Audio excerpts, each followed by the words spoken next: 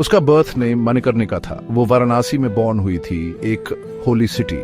ये बात है साल 1828 की। उसके फ्रेंड्स और फैमिली उसे मानू बुलाते थे। वो एक बहुत ही ब्राइट और एक्टिव चाइल्ड थी। उसके फादर थे मोरोपंत टैम्बे और मदर थी भगीरथी बाई। मनु को उसके पेरेंट्स बहुत प्यार करते थे। उसमें ब्रेव होने के साइंस बचपन से ही देखने लगे थे। वो बहुत सी चीजों से डरती नहीं थी। मनु की मदर की डेथ तब हो गई थी जब वो बहुत यंग थी। ये छोटी मनु के लिए बहुत सैड टाइम था। तब वो सिर्फ 4 इयर्स की थी। उसके फादर ने उसका बहुत ध्यान रखा। वो पेशवा बाजीराव द सेकंड के लिए काम करते थे, इसलिए मनु बिथुर में पली बड़ी। ये पेशवा का पैलेस था। उसका चाइल्डहुड कोई कॉमन चाइल्डहुड नहीं था। एक लड़की के हिसाब से ये बहुत डिफरेंट लाइफ थी। उसने वहां कई न्यू और एक्साइटिंग चीजें सीखी।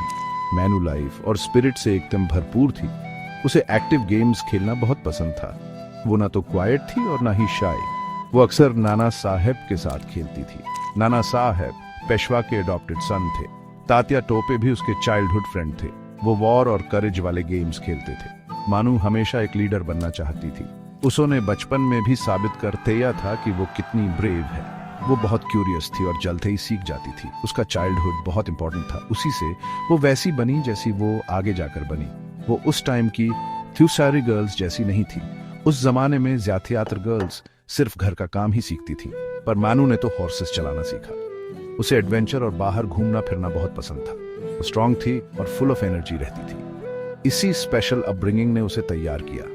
इसने उसे एक शांति और फ्यूचर के लिए तैयार किया। एक ऐसा फ्यूचर जहां वो एक क्वीन बनने वाली थी। मनु की एजुकेशन काफी स्पेशल थी। उसने अच्छे से पढ़ना एंड लिखना सीखा। ये उन तीनों में एक लड़की के लिए अच्छा था, लेकिन उसकी लर्निंग यही नहीं रुकी। उसने फाइटिंग के स्किल्स भी सीखे। ये आमतौर पर सिर्फ लड़कों को सिखाए जाते थे। उसके पिता ने उसे सीखने के लिए इनकरेज किया। वो जानते थे कि वो एक स्पेशल बच्ची है। वो चाहते थे कि वो स्ट्रांग एंड केपेबल बने। वो हमेशा एक बहुत ईगर स्टूडेंट थी। उसने बहुत अच्छे से घोड़े चलाना सीखा। घोड़े उसके अच्छे थियोस्त थे।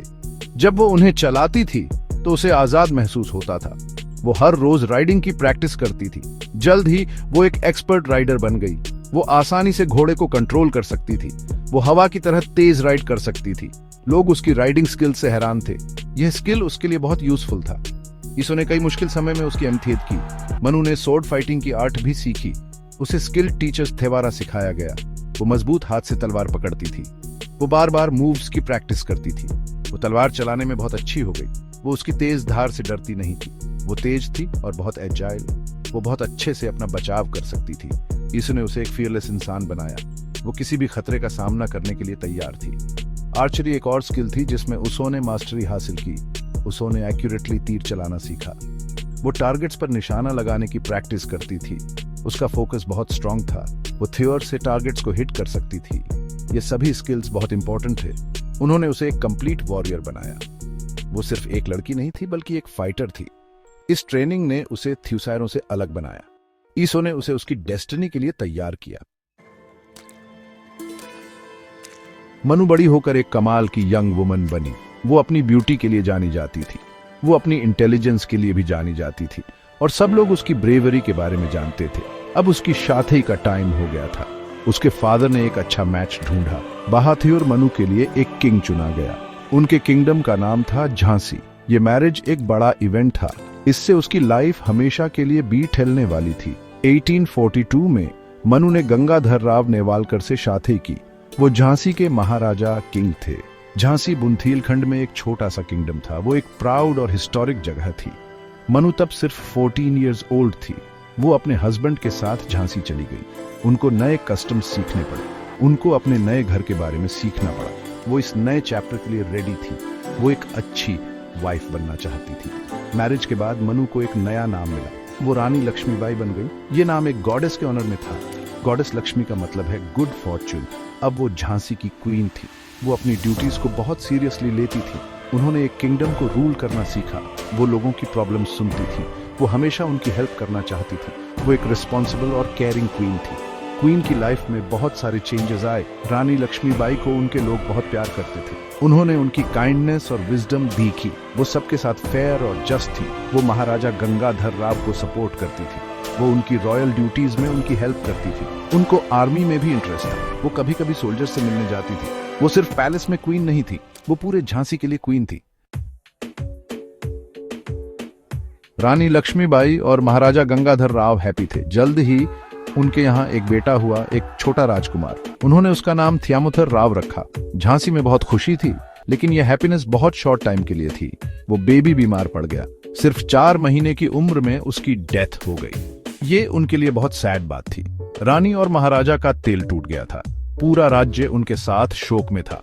राजा को झांसी के फ्यूचर की चिंता थी। एक राज्य को रूल करने के लिए एक वारिस की जरूरत थी, तो उन्होंने एक बेटा अडॉप्ट करने का डिसाइड किया। ये इंडिया में एक कॉमन प्रैक्टिस थी। उन्होंने आनंद राव नाम के एक यंग लड़के को चूज किया। वो महाराजा का कजिन था। अडॉप्शन सेरेमनी ठीक से की गई थी। आनंद राव का नाम चेंज करके थ्यामोथर राव रख दिया गया। ये उनके फर्स्ट बेटे के नाम पर था। राजा ने ब्रिटिश को इस बारे में इन्फॉर्म किया, लेकिन अडॉप्शन के फौरन बाद एक ट्रेजेडी हो गई। महाराजा गंगाधर राव बहुत बीमार पड़ गए। उनकी हेल्थ दिन ब दिन वर्स होती गई। नवंबर 1853 में उनकी डेथ हो गई। रानी लक्ष्मीबाई अब बिल्कुल अकेली रह गई थी। वो बहुत सैड थी। वो सिर्फ कोई 25 इयर्स की थी। इतनी यंग एज में उन्होंने अपने हस्बैंड को खो दिया था। ये उनके लिए बहुत डिफिकल्ट टाइम था। झांसी का फ्यूचर अनसर्टेन था। रानी लक्ष्मीबाई अब एक यंग विडो थी, लेकिन वो एक मदर भी थी। उन्हें अपने अडॉप्टेड बेटे थ्यामोथर की केयर करनी थी। वो जानती थीं कि उन्हें स्ट्रांग रहना होगा। उन्हें अपने बेटे के लिए स्ट्रांग रहना था। उन्हें अपने राज्य झांसी के लिए स्ट्रांग रहना था। उन्होंने झांसी को प्रोटेक्ट करने की ठान ली। वो उसे किसी ट्रबल में नहीं पड़ने देंगी। वो हर चैलेंज फेस करने के लिए रेडी थी। उनका करेज जब चमकने लगा था। Section 5, the doctrine of lapse, एक ब्रिटिश खतरा। उस टाइम पर इंडिया भी फैल रहा था।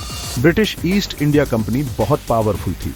वो ब्रिटेन से आई एक ट्रेडिंग कंपनी थी, लेकिन उन्होंने इंडिया के कुछ हिस्सों पर राज करना शुरू कर दिया। वो और जमीन पर कब्जा करना चाहते थे और राज्यों को हड़पने के लिए नियम बनाए। ये नियम अक्सर इंडियंस के साथ नाइंसाफी करते थे। बहुत सारे इंडियन राजा महाराजा परेशान थे। ब्रिटिश लोग और ताकतवर होते जा रहे थे और बहुत सारे राज्यों पर कब्जा कर रहे थे। एक बहुत ही गलत नियम था डॉक्ट्रिन ऑफ लैप्स। ये नियम लॉर्ड डलहौजी ने बनाया था, जो उस टाइम ब्रिटिश गवर्नर जनरल थे। नियम में एक खास बात लिखी थी। अगर कोई इंडियन राजा बिना अपने असली बेटे के मर जाता है, मतलब ऐसा बेटा जो उसका और उसकी पत्नी का हो, तो उसका राज्य ब्रिटिश कब्जे में चला जाएगा। ब्रिटिश उसे अपने राज्य में मिला लेते थे, मतलब वो उसे अपनी जमीनों में जोड़ लेते थे। इस नियम से बहुत डर फैल गया था। अब ब्रिटिश लोगों की नजर झांसी पर पड़ी। उन्हें पता था कि महाराजा गंगाधर राव की मौत हो चुकी है और थ्यामोथर राव को गोद लिया गया था। तो उन्होंने कहा कि वो असली वारिस नहीं है, इसलिए डॉक्ट्रिन ऑफ लैप्स लागू होता था। उन्होंने झांसी को हड़पने का फैसला किया। थ्यामोथर राव को राजा मानने से इनकार कर दया और महाराजा की आखिरी इच्छा का भी मान नहीं रखा। ये झांसी के लिए बहुत बड़ा खतरा था। रानी साहिबा बहुत फिक्रमंद थीं। ये एक बहुत बड़ी चुनौती थी। रानी लक्ष्मीबाई के सामने एक बड़ी मुश्किल आ खड़ी हुई थी। ब्रिटिश लोगों ने उनसे कहा कि वो झांसी का किला खाली कर दिए। उन्होंने कहा कि अब वो राज नहीं कर सकते। उन्होंने रानी को सालाना पेंशन ऑफर दी, मतलब गुजारे के लिए पैसे, लेकिन इसके बीच हीले में उन्हें अपना राज्य और अपने बेटे का हक खोना पड़ता। वो ये मानने को तैयार नहीं थी। वो झांसी से बहुत प्यार करती थी। रानी लक्ष्मीबाई को बहुत गुस्सा आया। उनका मानना था कि ब्रिटिश गलत थे। उनके एक्शंस बिल्कुल अनफेयर थे। झांसी उनके बेटे थ्यामोथर राव की थी। वो उसका राइटफुल हक था। वो अपने किंगडम से बहुत प्यार करती थी। वो झांसी के लोगों से प्यार करती थी। वो उन्हें निराश नहीं कर सकती थी। उन्होंने तय किया कि वो झांसी के लिए फाइट करेंगी। वो आसानी से हार नहीं मानने वाली थी। उन्होंने ब्रिटिश को समझाने की कोशिश की। उन्होंने कई लेटर्स और अपील्स भेजी। ये लेटर्स ब्रिटिश ऑफिशियल्स के पास गए, कुछ तो कलकत्ता तक गए। वहीं पर मेन ब्रिटिश ऑफिस था। अपने लेटर्स में उन्होंने अपना केस आर्ग्यू किया। उन्होंने बहुत क्लियरली और स्ट्रांगली लिखा। उन्होंने हिंदू लॉ और ट्रेडिशन समझाया। गोद लेना पूरी तरह लीगल और एक्सेप्टेड था। उन्होंने अपनी इंटेलिजेंस और नॉलेज दिखाई, लेकिन ब्रिटिश सुनना नहीं चाहते थे। उन्होंने पहले ही अपना मन बना लिया था। वो झांसी लेने पर तुले हुए थे। उन्हें उसकी जमीन और दौलत चाहिए थी। उन्होंने उनके आर्ग्यूमेंट्स की रिस्पेक्ट नहीं की। उन्हें झांसी के ट्रेडिशंस की कोई परवाह नहीं थी। उन्हें लगा कि वो बस एक औरत है। उन्हें लगा कि वो जल्द ही हार मान लेंगी। उन्होंने उनके जज्बे को बहुत अंडरएस्टिमेट किया। वो उनकी स्ट्रेंथ नहीं जानते थे। तब रानी लक्ष्मीबाई ने एक फेमस स्टेटमेंट थिया, उनके शब्द आज भी याद किए जाते हैं। उन्होंने बड़े करेज के साथ डिक्लेयर किया, मैं अपनी झांसी नहीं दूंगी। इन पावरफुल शब्दों का इंग्लिश में मतलब है, आई शैल नॉट सरेंडर माई झांसी। इस डिक्लेरेशन ने उनका फर्म डिसीजन दिखाया। इसो ने उनकी इनक्रेडिबल ब्रेवरी दिखाई। वो अन्याय के आगे नहीं झुकने वाली थी। वो अपने किंगडम को प्रोटेक्ट करने के लिए लड़ेंगी। रानी लक्ष्मीबाई को पता था कि क्या होने वाला है। अगर बातों से काम नहीं बना तो फिर जंग ही होगी। उन्होंने जंग की तैयारी शुरू कर दी। उन्हें लड़ने के लिए एक स्ट्रांग आर्मी चाहिए थी। उन्होंने झांसी के डिफेंसेस को और मजबूत करना शुरू किया। किले की दीवारें और स्ट्रांग बनाई गई। कैनन्स को सही पोजीशंस पर लगाया गया। वो हर रोज बहुत मेहनत करती थी। वो चाहती थी कि झांसी तैयार रहे। वो एक बड़ी लड़ाई की तैयारी कर रही थी। उन्होंने अपनी आर्मी के लिए सैनिक जमा करना शुरू कर दिया। उन्होंने झांसी के आथेमियों से बात की। उन्होंने अपनी हिम्मत से उन्हें इंस्पायर किया। उन्होंने उनसे कहा कि उन्हें अपने घरों को प्रोटेक्ट करना होगा। बहुत सारे बहादुर आथेमी उनकी आर्मी में शामिल हुए। वो अपनी रानी के लॉयल थे। वो झांसी के लिए लड़ने को तैयार थे। वो उनके लिए एक सच्ची लीडर थी। वो उन पर और उनके डिसीजंस पर ट्रस्ट करते थे। उनके जज्बे ने उन्हें ताकत दी। रानी लक्ष्मीबाई ने कुछ बहुत नया किया। उन्होंने औरतों को भी ट्रेन करने का फैसला किया। उन दिनों औरतें जंग में नहीं लड़ती थीं, लेकिन रानी का मानना था कि औरतें लड़ सकती हैं। उन्होंने महिला सैनिकों की एक स्पेशल यूनिट बनाई। ये औरतें बहादुर और स्ट्रांग थीं। उन्होंने तलवारें और बंदूकें चलाना सीखा। वो झांसी को डिफेंड करने के लिए तैयार थीं। वो अपनी वॉरियर क्वीन से इंस्पायर्ड थीं। इससे उनकी फॉरवर्ड थिंकिंग का पता चलता था। रानी खुद एक स्किल्ड वॉरियर थी। वो अपनी खुद की ट्रेनिंग नहीं भूली। वो हर रोज अपने घोड़े की सवारी की प्रैक्टिस करती थी। वो अपनी तेज तलवार से प्रैक्टिस करती थी। वो खुद किले की तैयारियों का इंस्पेक्शन करती थी। उन्होंने आने वाली लड़ाई के लिए प्लान्स बनाए। उन्होंने अपने भरोसेमंद एडवाइजर से सलाह ली। उन्होंने झांसी के लिए दिन रात काम किया। वो सिर्फ एक रानी नहीं थी, वो एक कमांडर और एक सोल्जर थी। मार्च 1858 में वो टाइम आ गया। ब्रिटिश आर्मी झांसी पहुंच गई। एक बड़ी फोर्स थी जिसको सर ह्यू रोज लीड कर रहे थे। उन्होंने झांसी के स्ट्रांग फोर्ट को घेर लिया। झांसी का सीज शुरू हो चुका था। वो बहुत ही टेंस और डेंजरस टाइम था। झांसी के लोग अपनी क्वीन की तरफ देख रहे थे। उनको पता था कि वो उन्हें लीड करेंगे। वो अपनी सिटी को डिफेंड करने के लिए रेडी थे। झांसी के लिए फाइट बस शुरू होने ही वाली थी। रानी लक्ष्मीबाई ने अमेजिंग करेज दिखाया। वो अपने सोल्जर्स को फ्रंट से लीड कर रही थी। वो अक्सर फोर्ट की दीवारों पर फेंकती थी। वो अपने ब्रेव हॉर्स बैथल पर सवारी करती थी। उन्होंने अपनी स्वॉर्ड को हाथ में मजबूती से पकड़ा हुआ था। वो अपने सोल्जर्स को हार्ड फाइट करने के लिए एनकरेज करती थी। वो कैनन्स और फायरिंग को डायरेक्ट करती थी। उनकी प्रेजेंस ने सबको इंस्पायर किया। वो अपनी पूरी ताकत से लड़े। वो ब्रिटिश को आसानी से जीतने नहीं दिएंगे। बैटल बहुत फियर्स और लंबी थी। ब्रिटिश के पास बहुत ज्यादा सोल्जर्स थे। उनके पास बेटर और बड़े गन्स भी थे। लेकिन झांसी के डिफेंडर्स ब्रेवली लड़े। रानी लक्ष्मीबाई के सोल्जर्स ने हार नहीं मानी। उनकी वीमेन सोल्जर्स ने भी करेज से फाइट की। उन्होंने अपनी ब्रेवरी से ब्रिटिश को सरप्राइज कर थे। कैनन्स दिन रात बूम करते रहे। झांसी के लोगों ने अपने सोल्जर्स की हेल्प की। उन्होंने बहुत यूनिटी और स्पिरिट दिखाया। सीज लगभग थियो विक्स तक चला। डिफेंडर्स ने पूरे थील से फाइट की, लेकिन ब्रिटिश बहुत स्ट्रांग थे।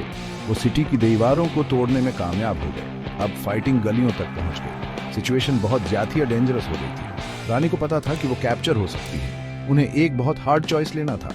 उन्होंने फाइट कंटिन्यू करने के लिए एस्केप करने का डिसाइड किया। वो अपनी स्पिरिट को टूटने नहीं देंगी। रानी लक्ष्मीबाई ने अंग्रेजों के सामने हार नहीं मानी। उन्होंने झांसी किले से एक डेयरिंग एस्केप किया। रात बहुत हो चुकी थी और एक अथम अंधेरा था। उन्होंने अपने छोटे बेटे त्यामोथर राव को अपनी पीठ पर बांध लिया। ये उसको अपने साथ सेफ रखने के लिए था। वो अपने फेथफुल घोड़े बथल पर सवार हुई। वो दुश्मन सैनिकों के बीच से ब्रेवली निकल गई। वो एक सच्ची वॉरियर थी। थियोबारा लड़ने के लिए बच निकली। उनका करेज सच में रिमार्केबल था। उन्होंने गजब का स्किल और ब्रेवरी दिखाया। वो वहीं पर लड़ना नहीं रुकी। वो दीव सायर इंपोर्टेंट रेबल लीडर्स के साथ जुड़ गई। तात्या टोपे और राव साहब जैसे लीडर्स। वो भी अंग्रेजों के खिलाफ लड़ रहे थे। ये 1857 के अपराइजिंग का हिस्सा था। उन्होंने कालपी की लड़ाई में हिस्सा लिया। उन्होंने एक कमांडर के तौर पर अपना स्किल दिखाया। बाद में उन्होंने ग्वालियर का किला कैप्चर करने में एमिटिएट की। ये रेबल्स के लिए एक बड़ी विक्ट्री थी। वो रेजिस्टेंस का एक सिंबल बनी रही। उनकी आखिरी लड़ाई ग्वालियर के पास हुई। वो एक शेरनी की तरह लड़ी।